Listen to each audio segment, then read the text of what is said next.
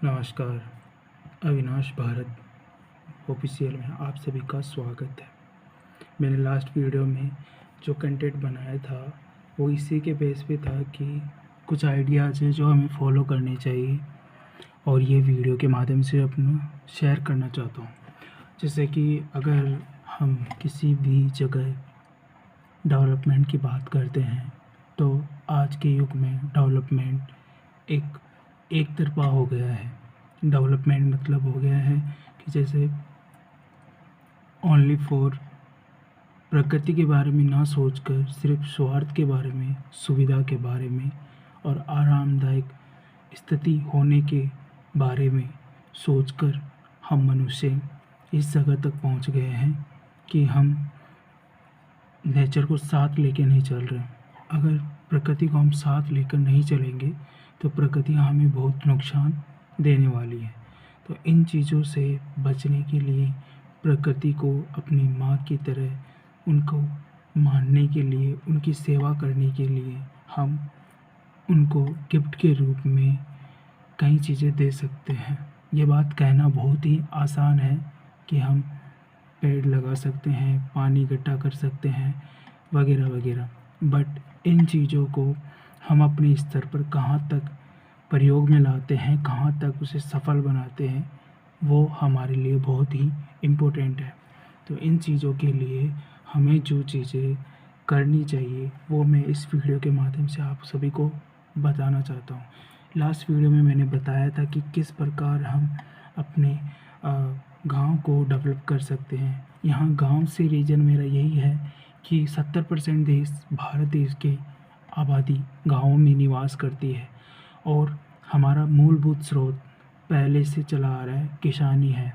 अगर हम खेती बाड़ी में एक नई ऊर्जा के रूप में नए आचार विचारों के साथ समावेश करके खेती करते हैं तो हमें मल्टीप्लाई बेनिफिट हो सकते हैं। इसी के साथ नेचर को भी हम फेवर के तौर पर, गिफ्ट के तौर पर बिना नुकसान के उनकी हेल्प कर सकते हैं। तो इन चीज़ों के लिए हमें क्या करना होगा वो मैं इस वीडियो के माध्यम से आपको बताना चाहता हूँ। जैसे कि अभी चल आ रहा है कि अधिकतर खेतों में यूरिया केमिकल यूज होने से उर्वरकता नष्ट हो गई, हमारे खेतों की उर्वरकता नष्ट हो गई। तो उन खेतों की उर्वरकता को बनाए रखने के लिए गोबर की खाद या फिर जो पेड़ पौधों का अवशेष होता है उनका यूज़ करके हम बहुत ही अच्छा उपजाऊ ज़मीन तैयार कर सकते हैं। जैसे कि चाय की पत्तियाँ बहुत ही ज़्यादा उपजाऊ होती है, नारियल की जो जटा होती है बहुत ज़्यादा उपजाऊ होती है। इन सभी का यूज़ करके हम बहुत अच्छा मिट्टी की गुणवत्ता को बढ़ाकर अच्छी फसल को उगा सकते हैं।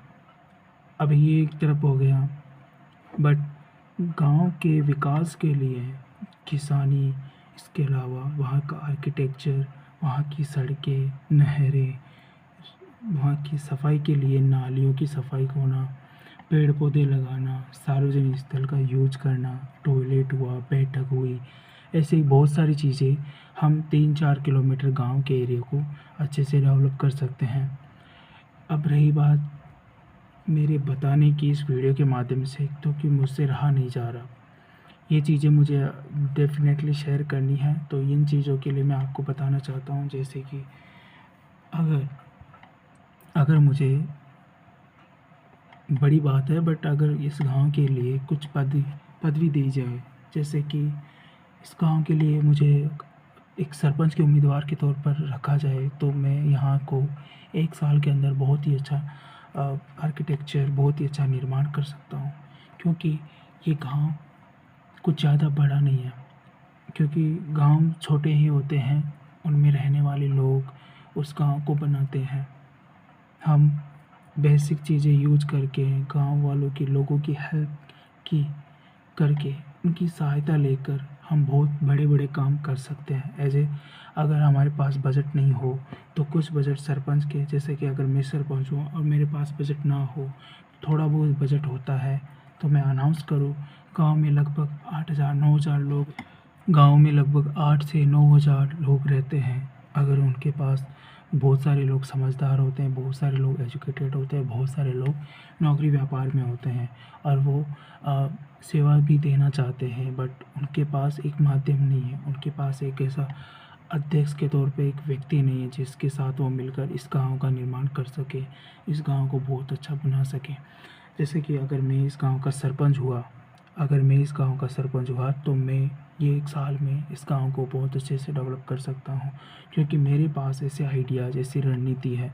फ़िलहाल अगर किसी चीज़ को सुधार करने के लिए उस चीज़ के बारे में हमें समझ है, उस चीज़ के बारे में व्यवस्थित करने की एक जानकारी है, तो हम उस चीज़ को डेफ़िनेटली कर सकते हैं। बट उसके लिए 2 चीज़ें चाहिए होती है, एक तो पैसा और दूसरा पावर।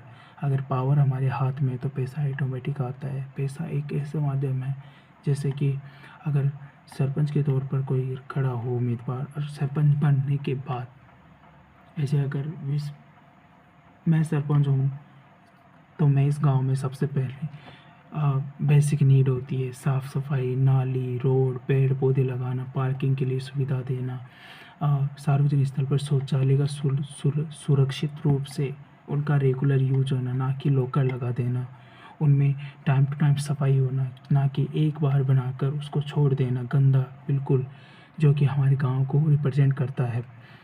हमारे गांव का मूल स्थान, हमारे गांव का स्टैंड होता है, वो हमारे गांव को रिप्रेजेंट करता है। तो वहाँ पे ऐसा आर्किटेक्चर बनवाना जिससे कि लोगों को सिंबल के रूप में पता लगे, शिक्षा के रूप में जागरूक हो। इसी के साथ पेड़ पौधे का यूज़ होना, सबसे इम्पोर्टेंट पेड़ पौधे, और पानी का स्टोर करना। पानी के लिए से बहुत सारी चीज़ें हैं।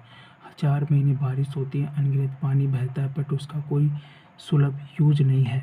अगर उसका सुचारू रूप से यूज अभी से होने लग जाए तो हम बहुत पानी की कमी को दूर कर सकते हैं, और आगामी कुछ टाइम के बाद पानी की प्रॉब्लम को हम फेस नहीं कर पाएंगे अगर ये चीज़ें अपनाई जाती है तो। इसी के साथ फसल के लिए बहुत सारी खास बात यह है कि ग्राउंड वाटर नीचे जाने के बाद यहाँ का जो पानी है उसका लेवल बहुत नीचे चला गया, जिसके वजह से यहाँ की फसल सिर्फ बारिश के टाइम ही होने लग गई है। कुछ लोग 1-2% है जिनके पास पानी है, तो बाकी खेत की ज़मीन 2 सीज़न ऐसे ही पड़ी रहती है। जैसे कि सब्जियों का सीज़न आता है और सर्दियों की फसल सर्दियों में जो गेहूँ, ज्वार, बाजरा, ये जो गेहूँ होता है, सरसों होती है, इनकी बुआई के लिए पानी की आवश्यकता होती है, तो वो नहीं होता। इस वजह से किसान भाई अपने खेतों को ऐसे ही खाली रखने के लिए मजबूर हैं। तो उनको जागरूक करना, सभी किसानों को इकट्ठा करके उनको नई स्कीम के बारे में बताना, उसके साथ उनको इसके प्रति प्रोत्साहन करना कि आप ये चीज़ कर सकते हो, खेत बंजर होने से बचा सकते हो, पानी का स्टोर करके इस प्रकार से खेती कर सकते हो। तो डेफिनेटली ऑप्शन बहुत सारे हैं, बट इन ऑप्शन को अप्लाई करने के लिए एक हेड के रूप में, एक बिना किसी स्वार्थ के काम करने के लिए एक मनुष्य की आवश्यकता है, जो कि शायद ही मुश्किल होता है इस ज़माने में मिलना। बट मैं प्रॉमिस कर सकता हूँ, अगर ये वीडियो किसी पदाधिकारी के पास पहुँच रही हो या किसी के पास हक में ये चीज़ें हो, तो वह डेफिनेटली मुझसे मुलाकात करे। मैं इस चीज़ के बारे में बहुत अच्छे से बहुत सारी चीज़ें अप्लाई कर सकता हूँ, बहुत अच्छे से सार्वजनिक रूप से एक नगर को विकसित करवाने में, और प्रकृति को भी गिफ्ट के रूप में, उस उपहार के रूप में, बिना किसी नुकसान के, कम से कम नुकसान से इस गांव का डेवलप कर सकते हैं।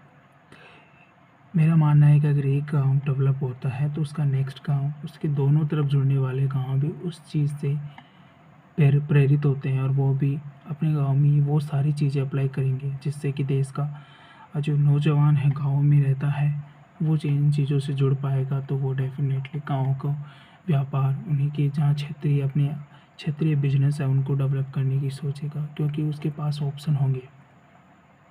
डेफिनेटली बहुत सारी ऐसी चीज़ें हैं जो हम कर सकते हैं मात्र 1 साल में। वो बहुत ज़्यादा टाइम है, 12 महीने बहुत होते हैं इस गाँव को डेवलप करने के लिए। सो गाइस, ये बहुत सारी चीज़ें हैं, मैं आपके पास शेयर करता रहूँगा। और ये वीडियो आपको अच्छा लगा हो तो लाइक करें, शेयर करें, सब्सक्राइब करें, और ज़्यादा से ज़्यादा शेयर करें, क्योंकि शेयर करने से आप अपनी खुद की मदद कर पाओगे। क्योंकि मैं आपका भाई, बड़ा भाई, छोटा भाई, आपका बेटा, और आपका एक देश का नागरिक होने के नाते, अगर एक गांव को आपकी हेल्प से हम कुछ अच्छा कर सकते हैं तो डेफिनेटली उस गांव की होड़ में सभी गांव लगेंगे। और ये महात्मा गांधी जी का भी मानना था कि हम ग्रामीण स्तर पर वहाँ पर सुविधा, वहाँ पर शिक्षा, रोज़गार, हेल्थ अगर सभी देंगे तो डेफिनेटली पूरा भारत विकसित हो जाएगा, क्योंकि गाँवों से ही भारत है। इसलिए आप सभी से विनती, इस वीडियो को लाइक, शेयर एंड सब्सक्राइब करें और ज़्यादा से ज़्यादा शेयर करें। अगर शेयर करोगे तो इस वीडियो लोगों तक के पास पहुंचेगी, लोग अपने कमेंट, अपने विचार प्रस्तुत करेंगे कमेंट के माध्यम से। और आई होप कि ये वीडियो किसी पदेन अधिकारी के पास भी पहुंचे, तो मुझे उम्मीद है वो मुझसे मिलेंगे और इस चीज़ के बारे